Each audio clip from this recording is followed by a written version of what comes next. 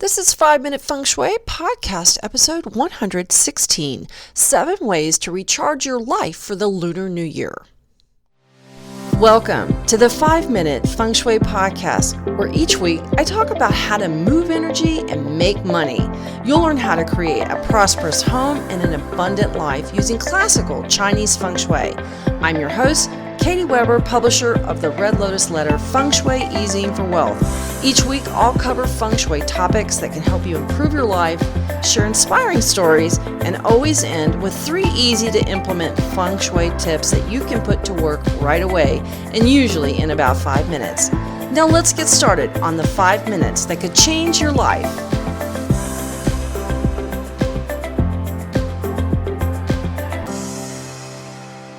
Hello there, Feng Shui friend. I am so happy to be talking to you today because we're going to be talking about the Lunar New Year.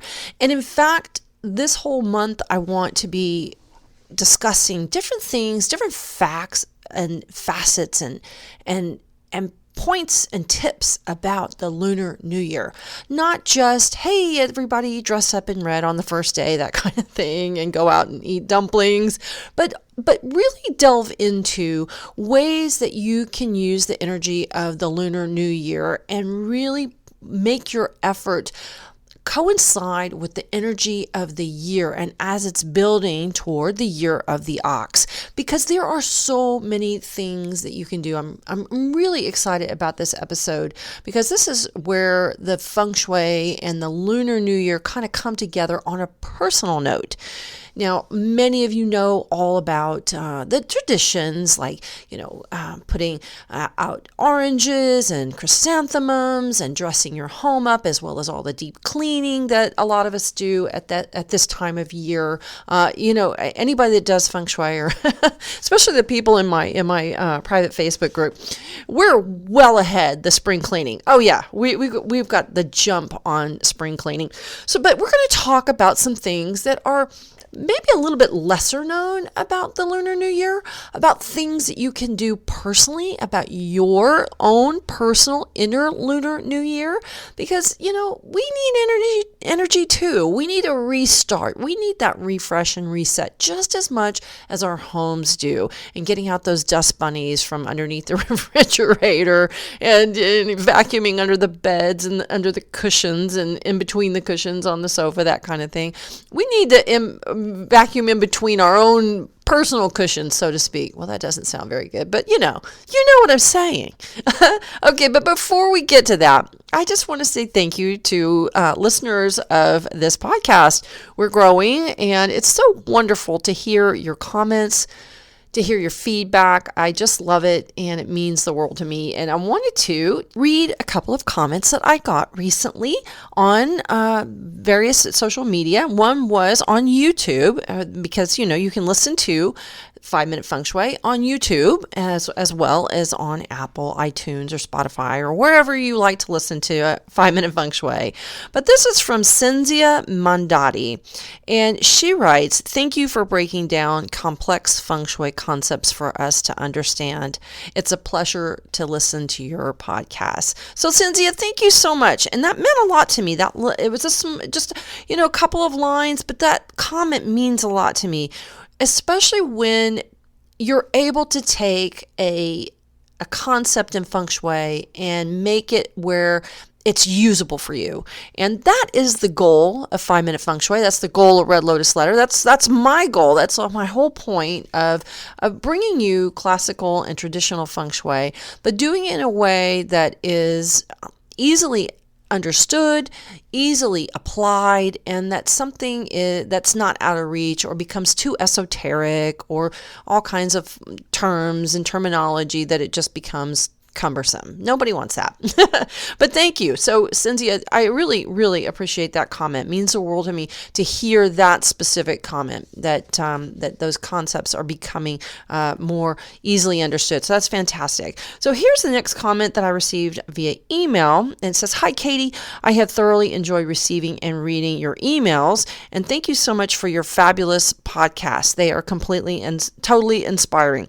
My finances have improved with all the ideas ideas you've given me, and I've still got renovations to be finished in my helpful people area. And once they're finished, I can't wait to see everything flowing. Thank you for all your inspiration, Joe in London. So, Joe, thank you so much for writing. I'm glad that you enjoy the emails, and I'm really glad that you enjoy the podcast, because having that perspective that you listen to the podcast as well as read my emails really makes my day. So thank you so much for writing in, Joe from London. As a matter of fact, Joe is my middle name, and I always like to think of it as like Joe from Little Women, but actually Joe was my grandmother's first name. So I'm kind of fond of Joe's, and I'm kind of fond of you, Joe, for writing in. So thank you so much. Really, it just great things. I just love to hear it, your comments. So if you ever have a comment, hey, send it in. I'd love to hear from you. However you want to do it. If you want to leave it in an iTunes review, that's great too. Of course, personal notes are always greatly appreciated. Well, let's start talking about that 7 ways to recharge your life for the Lunar New Year, because that is the topic of today's podcast. So let's talk about this. Obviously, we know the new year, whether it's the calendar new year, January 1, or if it's the lunar new year, this is a time where we reprioritize and we refocus for the coming year. And the Lunar New Year, we often call it Chinese New Year. That's erroneous. So we know that it's really the Lunar New Year, because it's a new year based on not the solar calendar. Well, we're back to that January 1 thing, but based on when the first full moon of the new year, or new moon of the new year. And it's after what's called Lap Chung, and that's a whole lot to explain, but we'll just suffice it to say we'll just consider it the first real full, or new moon. I keep saying full moon, new moon of the new year. Now, we know this is a time when you want to take care to prepare yourself and your house for the coming shift in energies as we move from one year to another. And we know that in Chinese New Year and Lunar New Year activities that there is a plethora of specialty items like decorative items, foods, special foods and meals, flowers, and New Year's items that are placed around the home to welcome prosperity and good fortune for the new year. A lot of that is like chrysanthemums and eating dumplings and putting up beautiful couplets over the door. I love the idea of adorning the door. This has been in many Asian homes. They put these big banners over the door, and it has all kinds of symbols about good fortune and harmony and health and wealth, and it's a lot. I think what a great tradition. I love it. It's kind of makes me think of like Christmas lights and how we adorn our home, and especially around our doorway at the holidays. But what we don't really know that much about is that self-preparation that goes on at the same time of the Lunar New Year. And that means that there are things that you do for the preparation of the new year. And I really like this idea because these customs are designed to bring good fortune and favor to you by helping you release old personal energies and creating a clear, clean slate as you pass from one year to the next. These customs and tips can help you reset and recharge your life here at the beginning of the year of the ox, or for any new animal year that you want to use this for. So let's get started and talk about these 7 ways. And as always, I'm going to leave you with those 3 tips at the end of this. So let's talk about the first thing right off the bat, which is to beautify yourself. The Lunar New Year is a time to take care of yourself and your looks. In fact, most Chinese and many Asians schedule haircuts right before the new year. But why stop there? Maybe try a new style this year, or maybe a new color if you want to, do something bold, or put some highlights or some lowlights in your hair, or maybe make an appointment for a mani-pedi, or make your own at-home day spa. Obviously, with the pandemic going on, do what you feel safe and comfortable with. If you feel like it, maybe check with your dermatologist for a skin treatment or other enhancement to go into the new year with a rosy glow. The idea is to look your best at the start of the year. And as they would say, putting your best face forward. It's a good idea because you feel better when you look better, right? Just give yourself that little bit of extra spit and polish. It looks great and you feel so much better. Let's talk about tip number 2, which is to buy new clothing. This is also a very traditional time to buy new clothes. So go through your closets and take out anything that's old or torn or stained, and then make your shopping list. Go out and buy some new clothes. I mean, what better way to to end the holiday season than to go into the new year buying yourself new clothes? Why not? I say, hey, if there's not an excuse to buy clothes, I can't think of a better one than the Lunar New Year. So hey, it's a good time to give your wardrobe a little bit of a refresh. And because it's the pandemic, well, you can let your fingers do all of the shopping and click online to buy some new outfits or new clothing items. It's also a really good time to replenish staple items like lingerie or socks, that kind of thing. I love I consider a staple item pajamas. It's one of my favorite things to wear and to buy. I love to wear pajamas, and I'm a Bermuda short kind of pajama girl, just in case you were wondering, and I know you were. But make sure that no matter what you buy, whether it's pajamas, socks, or a really gorgeous outfit, make sure that there is something red on your shopping list. It's the best thing to wear on the first day of the Lunar New Year. And don't forget those red undies. Nothing like red lingerie to get you fired up, even if you have to put on a conservative outfit. It just gives you that little extra bump in your energy. So put some red panties and bras on your shopping list too. That's always a favorite of mine. All right, let's talk about tip number 3, and that is to renew your friendships. The start of the year is a really nice time for fostering positive feelings, right?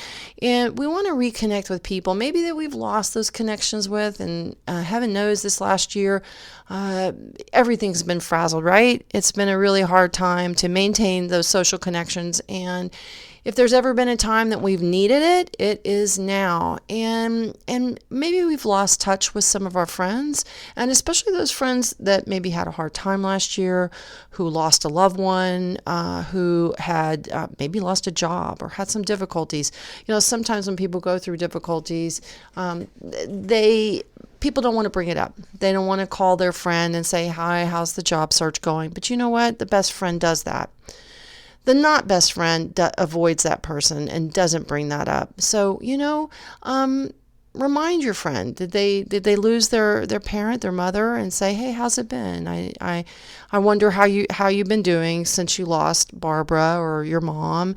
Are you hanging in there okay? Has it been going all right? You know what? People really care when you bring up those tough things, and it shows that you care too to bring up those tough subjects.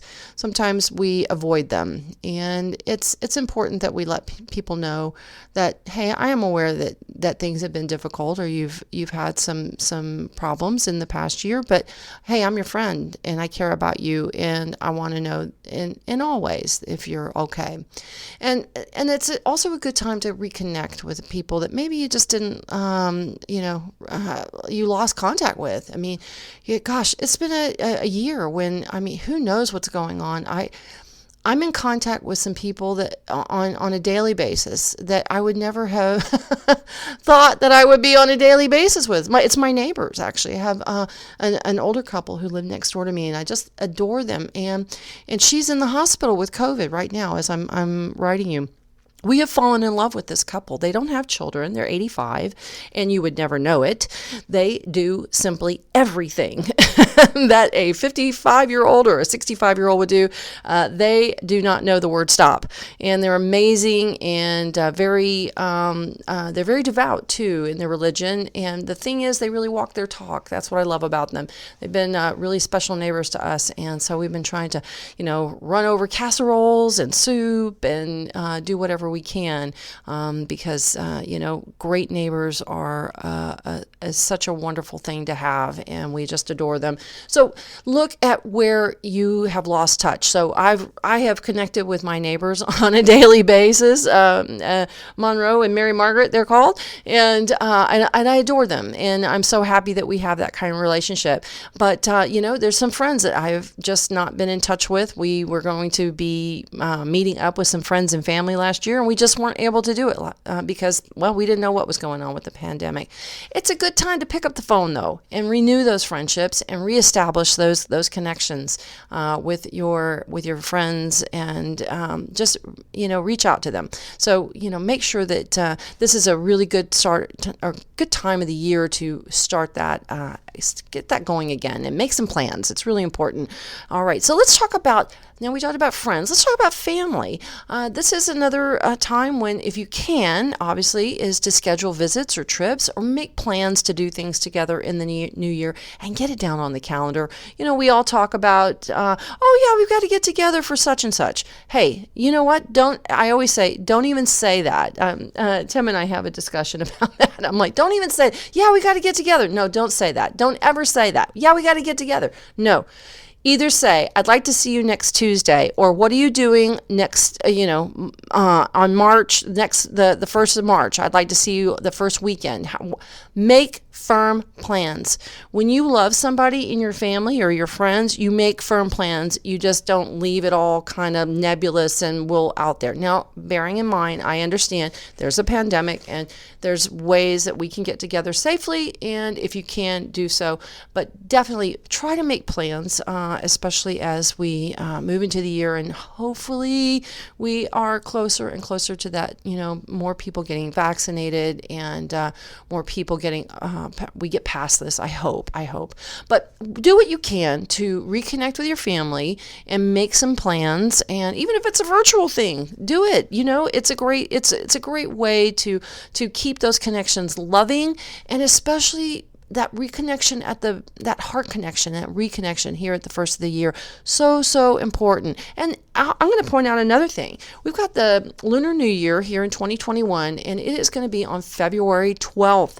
That is a Friday. Let me just double check that in case I'm wrong. Yes, it is on a Friday. And guess what happens to be that Sunday? That's right, Valentine's Day. I'm telling you, if this is not the love Lunar New Year, I don't know what is. So make that a point to do something extra loving and reconnecting with your heart this year by reconnecting with family and with friends. Now let's talk about something that may not be as much fun or as pleasurable, but I guarantee you, if you handle it, you will feel awesome. And this is a tradition that many Chinese and Asians follow at the Lunar New Year, and that is to settle their debts. That's right. They try to get as many debts paid off as possible. All money is a form of energy. And when you've got plenty of cash, you've got some full yang energy, right? And debts and payments owed, that's a type of yin energy in money. And this can be problematic, especially when you owe money. You know what it does. Just the knowledge of your debt, it draws on you, and it can pull from other opportunities until that energetic aspect of the debt has been paid. So do what you can to work off any debts, or make those debts whole. Pay off those. If you've got just a little amount on a credit card, pay it off. Do what you can. But I'm a big believer that if you owe any person money versus a bank, I'm a big believer that if you owe a person money, do what you can to get that payment made to that person. When we owe friends or we owe family money, it's just this thing that just hangs over our head. You know what I'm talking about. And you can't really get off to a really good energetic start when you've got something that's got you tied down energetically. And this is what we're talking about, is getting off to a good energetic start here at the big energetic push, the start of the new year. And when you have that debt to any friends or family, it does pull on you. And I do believe that it will prevent and sometimes block other opportunities. So if you can't manage the full payment, make a double payment, make an extra payment, or if you've let it go for a long time, find a way that you can reestablish that connection with them. Say, hey, you know what? I know I still owe you $250 or whatever it is. And my goal this year is to get that paid. And to that end, here is $100. I still owe you another $150 or whatever that is. You're going to make yourself feel so good. It is going to give you the biggest heart jolt, because you're going to be working with integrity, that you honor your debts and you're honoring that relationship. So that's a really important thing to do. But let's talk about the magnetic attraction and energetic tie that is also there when someone owes you money.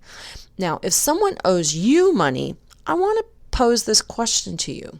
Can you let it go and release that debt? Here's what I found is that if you're living without the payments from your friend or the family member who owes you money, then maybe it's time to forgive the debt, knowing that your money may never be repaid, and that you're ready to release that energetic cord tying you to the debt that's owed you.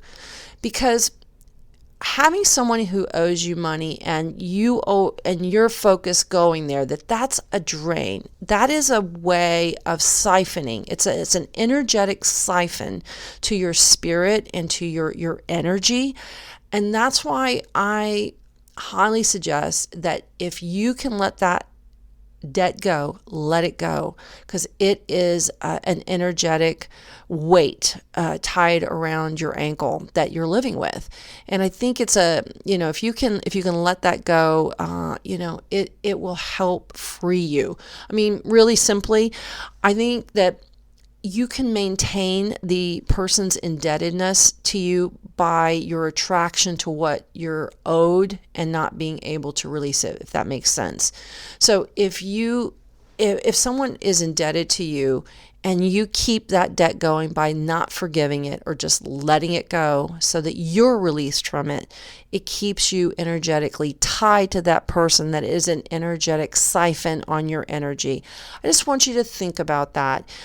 So in summary, work to finalize any debts that you owe by paying them, and if possible, release any debts that are owed to you, not for the person that owes you, but for yourself. All right, let's talk about you again. And this is something that sometimes is another thing that's hard to let go of. And that is our mistakes, right? We know everybody makes mistakes. And although you may know that intellectually, the question becomes, can you release your own mistakes? Can you forgive yourself for that? We'll often forgive others much more easily than we do ourselves. So if you've had a problem releasing your mistakes, I want to give you a little ritual that you can do that I think is a really powerful way to acknowledge your mistakes and release them at the same time in a way that does feel sort of releasing. It's not anything that you have to, an emotional sort of gauntlet that you need to run through. It's just a very simple process.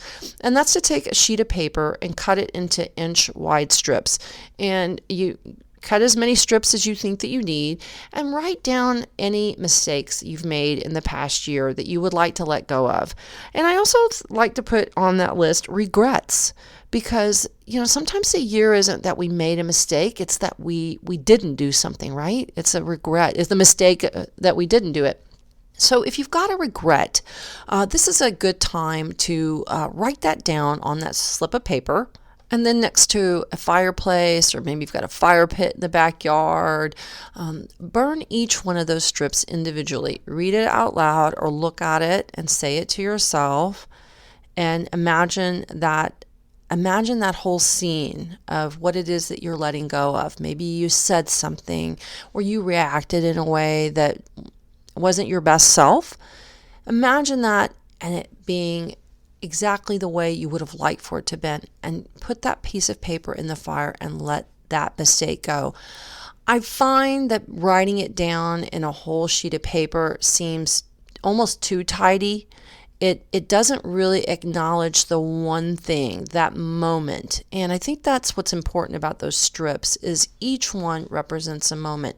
And I think by releasing one at a time and recognizing each moment versus, okay, those are all my mistakes, in the fire they go, bye-bye, it doesn't have the same kind of feel. Even saying that, you don't even get the same kind of feel. So by writing them down one at a time and burning them one at a time and imagining that situation or that scenario going differently is a really powerful thing to help you move past your mistakes and to release them. So you can go into the year not being weighed down by some dumb thing that you did or something that you have been mentally beating yourself up for the past year about. So let's think about all those things you can put down. Put as many as you want to, or as few as you want to, however you want to do them. But just let those go. Let's talk about old hurts. Now, sometimes it's not the mistakes we make, it's the ones that are made against us. And we have hurts, and we have tender feelings and soreness about it. And as the new year begins, we want to be able to release those difficult times, let go of any ill will that we have, and to offer our forgiveness. In short, we want to let bygones be bygones and begin the year with a clear emotional plate. So if there's someone that you would like to clear the air with, sometimes you can just offer an olive branch of forgiveness and reestablish fond feelings just by making a phone call. And that can help put your relationship back on track. And maybe that's all it needs. And sometimes it's a deeper hurt, or maybe the person is gone from your life. Maybe you got divorced, or maybe you lost a loved one or a friend, and maybe there were some hurt feelings in there. These are things that we want to release through forgiveness, through release, through letting go of those old hurts.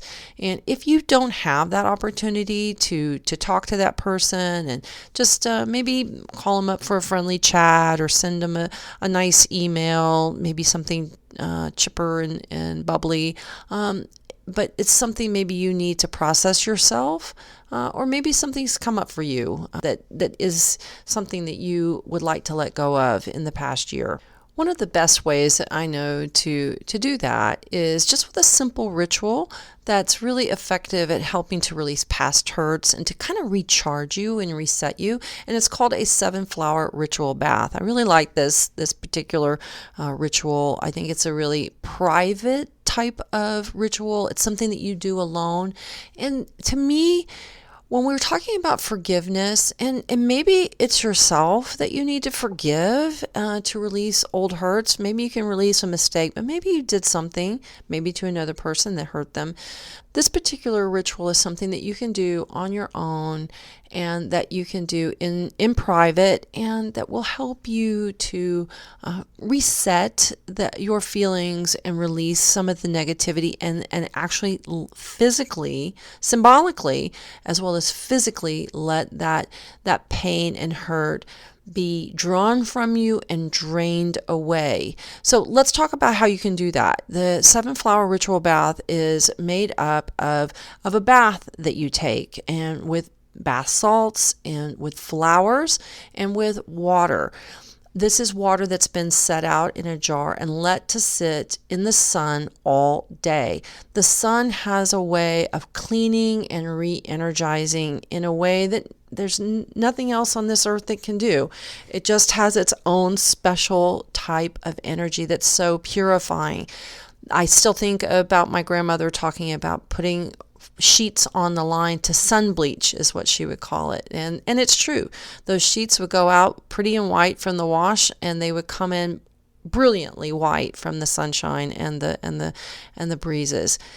So set out that bottle of water, get a large bottle of water as big as you can get, and set it out in the sunlight, where it can be in the sunlight all day. Let it out there all day. And you'll also want to have a jar of bath salts. This can be like an Epsom salt that you have, it just plain Epsom salt, or something fancy. It's up to you. And let that sit outside all day in the sunlight. So 2 clear jars so that sunlight can really penetrate it. Next, you're going to want to get 7 types of flowers. So go to your local florist or flower center that maybe your grocery store has flowers, and look for different types of flowers. You're going to want 7 individual types of flowers. So that might be a rose, a chrysanthemum, a carnation. You pick the type of flower that you really like, and you're going to want to pick them in the 5 colors that represent the 5 elements. Now, there's not a lot of brown flowers, but the substitute for a brown flower is actually dark red. So what we're going to want to look for are flowers that are white for metal, blue for water, pink or red for fire, dark red, which is the wood, yellow, which is earth, and purple's always nice to have too. So you can make sure that it's really essential that you have the 5 elements. So you're going to want to have metal, white, earth, which is going to be yellow. You'll have wood, which is the dark red, water, which is the blue, and fire, which will be red as well. And if you want to, you can take petals from that, fill up your bath, and put in your sunlight water and your bath crystals, the salts in there, and then put those petals from the 7 types of flowers. It doesn't have to be in that full petaled bath, just a sprinkling of petals from each one of the flowers in each of those colors. And those 7 flowers also represent the 7 chakras. So this is helping to reset your whole energetic line up and down your body. And the sun helps to release those old hurts. And the salt is always been known as an excellent remedy for pulling away swelling, and it also takes away energy as well. Salt is one of the great purifiers. It's something that draws. Remember, now I know there's a lot of people that talk about salt lamps, and I'm not a favor of salt unless you're a ham. Anyway, salt lamps we need more water.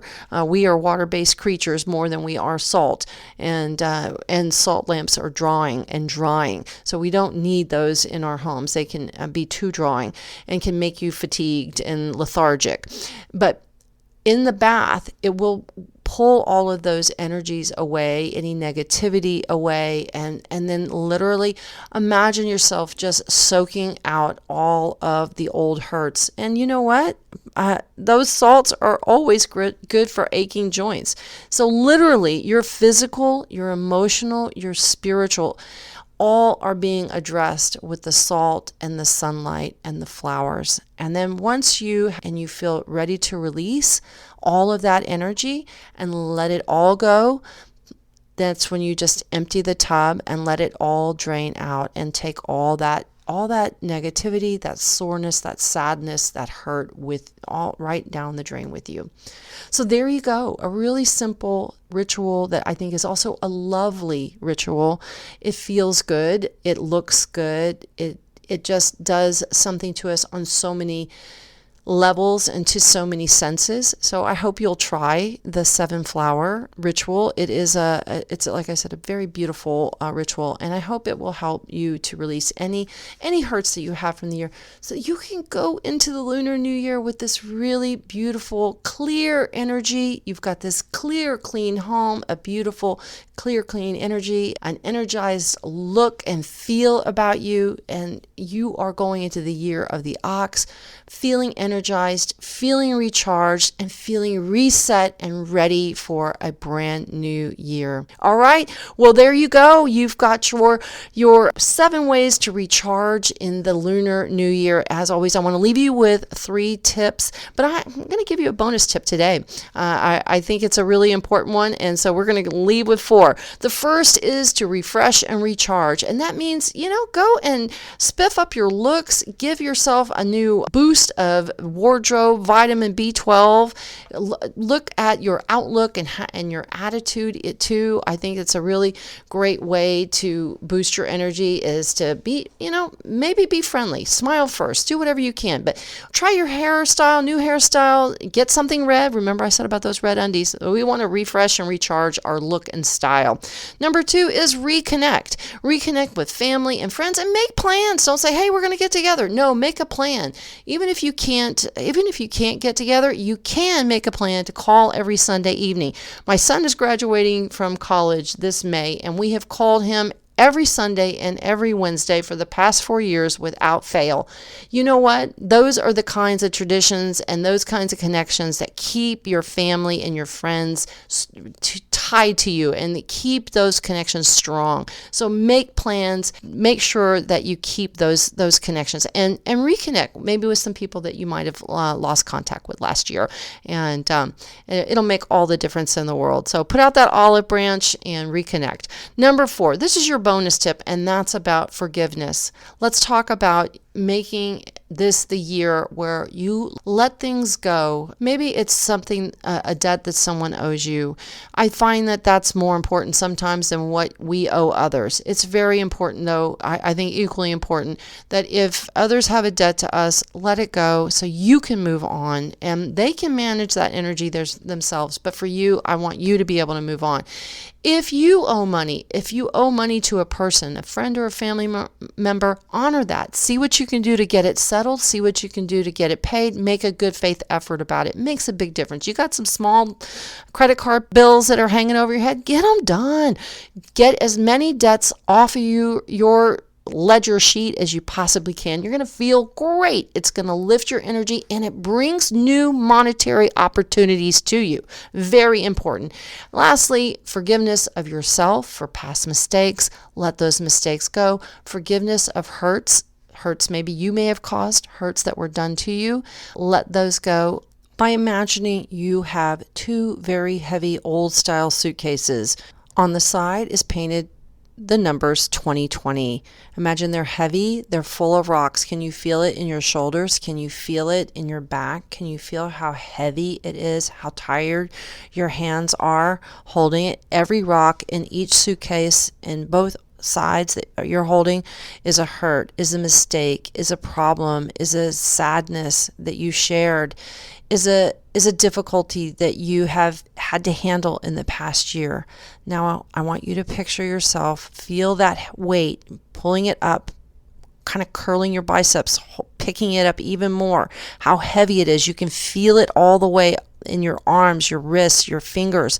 And now you're going to set that down and release it and walk away and walk toward a beautiful sunset, a beautiful sunrise, a beautiful setting. Maybe it's a walk on the beach, and you walk away toward 2021, leaving behind the heaviness, the sadness, the difficulties, and the problems. I wish you a wonderful 2021 year of the ox. I'll talk to you next week. Thanks for listening today to 5-Minute Feng Shui. Are you ready for the Year of the Rat to be over? Who isn't? The good news is that the Year of the Ox is coming, and there's a bright light on the horizon. We are saying bye-bye to the 7-star that brought the pandemic, and saying hello to the beautiful and sparkling 6-star that will shower us all with opportunity, windfalls, helpful people, and lift our sights this year. I'll share with you where you can find money, love, and opportunity in 2021, including in-depth feng shui details about how to use this energy of the year to maximize your success and prosperity, and to protect you and your family. My Year of the Ox feng shui forecast includes details for every house and every zodiac sign. You'll also get the year's lucky clothing, handbag, and wallet colors. Be sure to subscribe to the Red Lotus letter for details about the Year of the Ox that's coming soon. Sign up at redlotusletter.com for all the details.